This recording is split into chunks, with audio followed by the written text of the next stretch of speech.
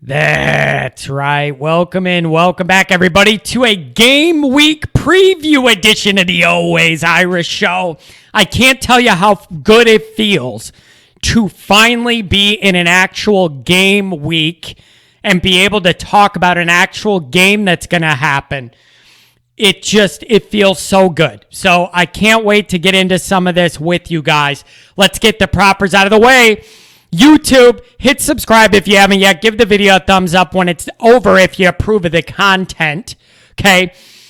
Twitter, search bar, Always Irish, or at JKZND4. Emails, alwaysIrishND@gmail.com. Audio only, anywhere you want me, you could get me. Merchandise link below in the description. So, here we are, folks. Game week. There's 57 games on Saturday, one on Sunday. Notre Dame versus Florida State. It is imperative to me that Notre Dame makes a statement early while everybody's watching that Notre Dame is in fact for real and is not taking a step back, but rather a step forward. That's a big priority to me, and it's a big deal to establish it out of the gate week one because, like I already mentioned, everybody's watching you. There is not 57 other games overlapping. If you like football, you're watching Notre Dame Sunday night. Make a statement early. Early in the year, early in this game. Make a statement. So, before we get into this, unfortunately, the Leafau injury hurts. He was a starting linebacker and was expected to have a big impact this year, especially in some spot blitzing situations. It's a big blow. It's a big blow. There's no way around it. It's a starter on defense with high-end upside. That hurts. But at least it wasn't on game week. There is a little window of time to get everybody else adjusted to the new dynamic to sort things out. It sounds like this could be an all-year type of thing. So I just have to count that he's out the whole year till I hear otherwise. It's awful news. Wish him a speedy recovery. It's a big blow. Simon, Bertrand, I think you guys are up. Step up. We need you now. Okay? Period. Now, on to Florida State directly. The first thing that comes to mind here is this environment. It's an away game. It's a road game. It is at night. It is the only game on. Very hot weather. Bobby Bowden Memorial game. All of those things are conspiring against Notre Dame a little bit. Handle it all by playing well early, and it will shut that place up. I want to hear crickets. I want to hear crickets. No exceptions. Start hot. It's important to shut this crowd up early. Shut them up early. Make plays. As my friend would say in Detroit media, make plays. Norvell is a good coach, but he is in the midst of a frustrating rebuild from the disaster that was known as Willie Taggart. I always talk about teams like Miami, Florida State, and USC having lots of talent even when the overall program is down. That applies here. Even with the 3-6 year and COVID and everything else last year. Dangerous team with some speed and talent. All those teams I mentioned, Miami, Florida State, and USC, I see similar things from. Even when they're down, they have a lot of talent and individuals that can make plays on you. If you let them stay alive early and make plays on you early, Could be a dogfight. You go out and establish your dominance early. Sometimes they go away with a whimper and you could stomp all over them. It is imperative to start well against these teams. The longer you let them hang around, the more likely it is you're in a dogfight in the second half. You don't want to be in the humidity on the road with a drunk crowd. That's the last thing I want. Get out early and shut everybody up. Now, with Florida State's quarterback situation, I don't know whether they're playing games with everybody or legitimately don't know their plan. Milton from UCF, post-injury recovery is an option, as well as the incumbent full-time starter, Jordan Travis. They have not named a starter yet. Will both guys play? Do they really not know who it's going to be? Do they know but just want Notre Dame to have to prepare for two different guys and styles of play? Is this a situation where if you say you have two guys, you really have none? I don't know. We're just going to have to see. Now, Florida State has struggled mightily in the offensive line area recently. Quite frankly, I expect that to continue. Notre Dame's defensive line should dominate Florida State's offensive line. They, quite frankly, are not very good there. They have talent that shows flashes at some skill positions, but nothing consistent that can be relied upon. And they lost some of those guys after last year. Tofili, Davis, good players. They got some transfers in there. Like I always say, you let a team like this make plays early, it's a dogfight. Do your job, shut them down early, and Notre Dame is in great shape. The longer this game goes on being close, the more concerned I'm going to get about something stupid happening at the end of the game. Now, defensively speaking, Florida State was one of the worst teams in the country statistically at generating pressure on the opposition last year. They lost lots of players off that defensive front that wasn't any good. Lots to replace, and they're replacing things that weren't very good. What does that mean? I don't know. Because they're replacing experience, but experience that wasn't good. So I don't know what to expect. But I do know they were last in the country in sacks in 2020. And I do know they allowed over 36 points a game. I expect those struggles to continue. Asante Samuel Jr., Janarius Robinson, Kando, and Wilson, they're all gone. This is a program still in flux on a rebuild. A lot of moving parts that can't be relied upon yet. But there is talent and athleticism. Enough of it that they could beat Notre Dame in this environment if Notre Dame allows it to occur.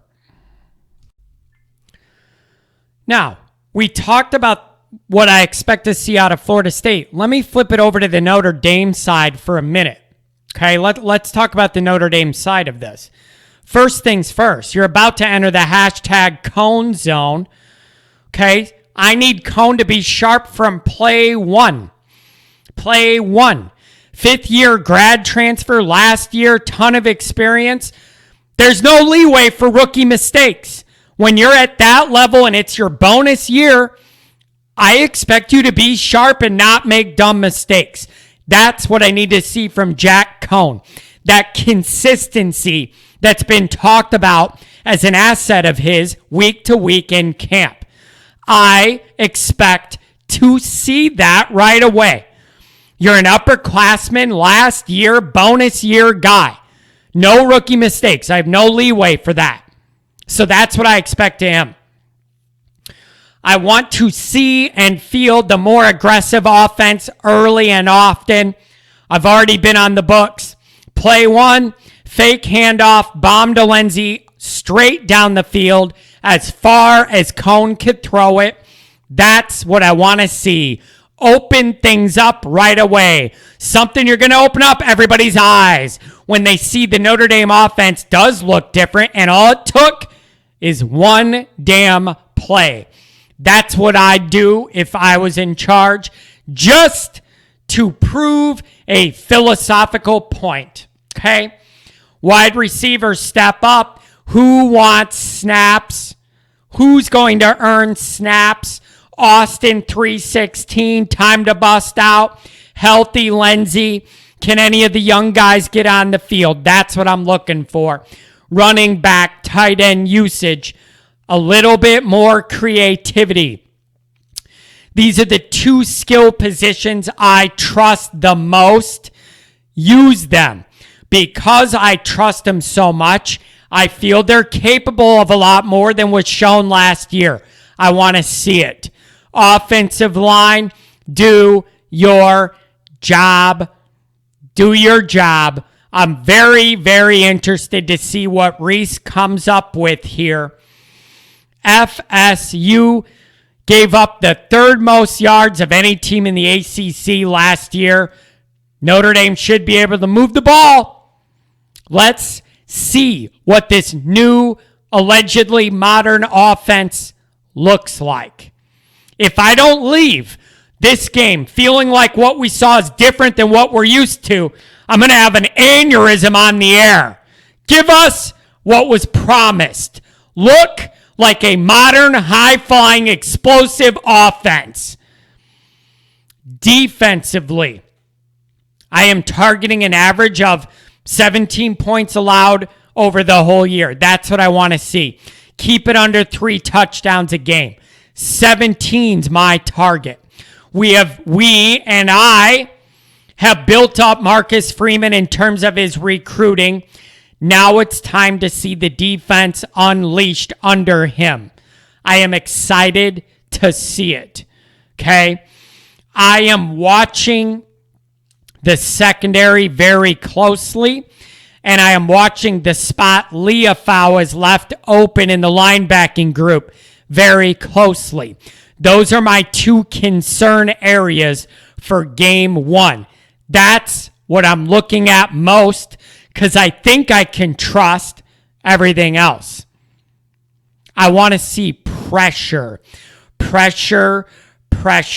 Florida State's offensive line is not good. Be sound, pick your spots, and pounce. I cannot wait to see Marcus Freeman's personal touch on what is already a program strength of ours, the defense. Special teams. How about this? Why don't we try and actually return some kicks and punts? I am sick of Notre Dame throwing in the white flag and being conservative on kicks and punts. We have speed. We have talent. Use it. It is a waste of everybody's time and skills to not use it. Be aggressive in special teams. There is, in my estimation, no reason at all other than mass incompetence that Notre Dame should not win this game easily by double digits.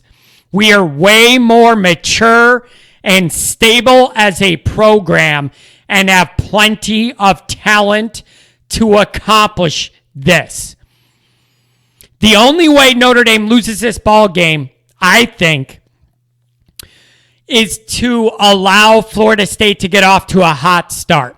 Maybe let them score a couple times. We get some bad breaks, couple turnovers go the other way. Suddenly Notre Dame's entering halftime down 13, something like that. An epic fail to start, where everything goes against you. They make plays, you don't make plays, bad bounce, turnover, whatever it is. Shades of the South Florida opening game where we drive all the way down the field, fumble on the one. They take stupid stuff like that.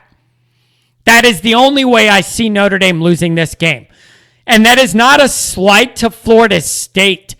It's just looking at where the two programs are. They're just in vastly different spots right now.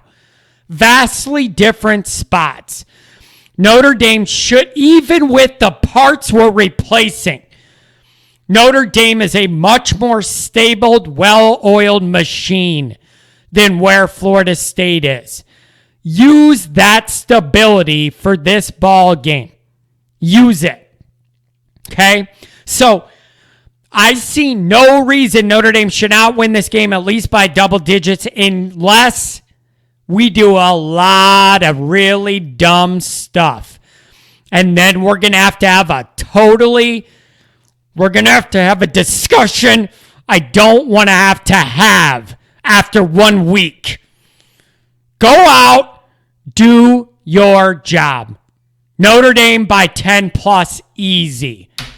For more detailed info, specifically on the Notre Dame side of this ball game, go from here and go back a week to my video titled 5 Things to Watch from Notre Dame, Florida State. And I give a more detailed personnel look at what I want to see from all 3 phases from Notre Dame in this ball game. Florida State's dangerous, tricky spot on the road, night game, game of the week, first game, all of that. Bobby Bowden Memorial, that's all tricky. But Notre Dame is way more established as a high-end tier program than Florida State right now.